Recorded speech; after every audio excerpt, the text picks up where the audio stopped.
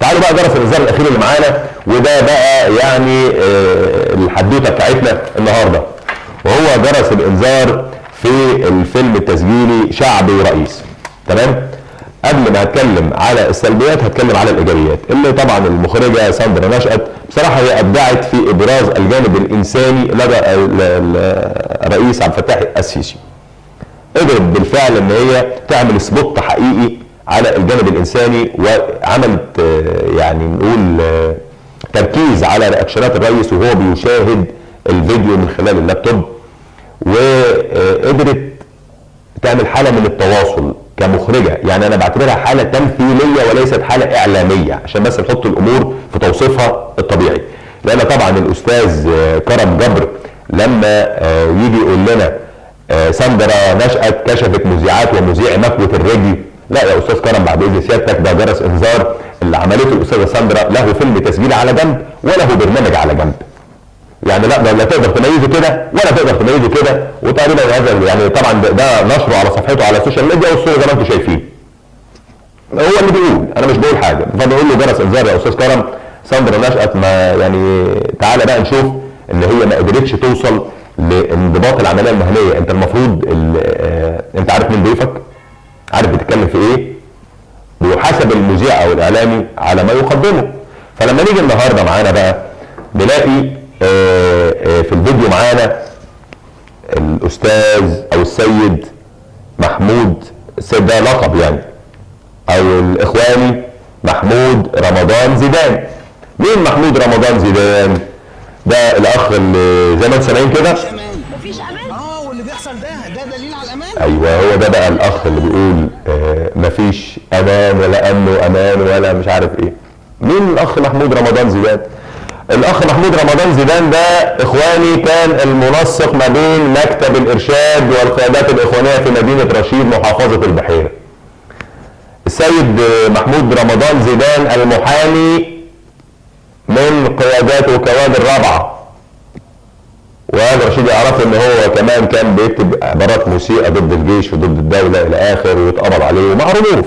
طب ازاي يبقى قيادي من الجماعه الارهابيه موجود في الفيلم التسجيلي شعبي ورئيس؟ الاستاذه ساندرا نشأت والمستشارين اللي رشحوها ان هي تقوم بهذا الحوار ما عرفوش يعملوا فحص امني، انكم بتطلعوا ارهابي وبتطلعوا جماعه محظوره في هذا الفيلم المفروض ان هو مسجل للتاريخ. انتوا بتهزروا، ده جرس انذار. انتوا بتعملوا ايه؟ يعني الناس اللي عماله بتشيد تاني، اسمعوا الفيديو تاني. مفيش امان. مفيش امان. واللي بيحصل ده دليل على الامان. لا ده امان. شوف طبعا ما هو طبيعي لازم يقول مفيش امن ولا امان ولا امان، طبيعي. ما هو طبيعي لازم يقول هذا الكلام. ما رجالتهم في سينا عمالين بيقتلوا في اولادنا، وانت يعني يا استاذه والساده القائمين على الموضوع معاكي، انتوا كنتوا فين؟ هتقول لي ده تقرير شارع يا فندم. هقول لك يا فندم، انا لما اجي اعمل تقرير شارع لمؤسسه لرمز الدوله، انا ببقى في النهايه انا بعمل تقرير شارع منين؟ عارف انا بعمله منين؟ وعارف انا بعمله مع مين؟ وبعمله وبقول ايه؟ تمام؟ طبعا الناس يقول لك انت عرفت منين اخواني؟ لا، الاستاذ محمود رمضان زيدان من مدينه رشيد، ساكن في شارع زغلول جنب جامع زغلول في ابلي، حي لمنطقه ابلي في رشيد محافظه البحيره.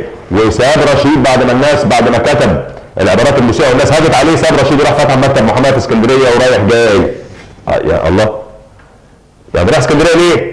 عشان يمارس برضه نشاط المتطرف. طيب ده جرس انذار الثاني في هذه الفقره.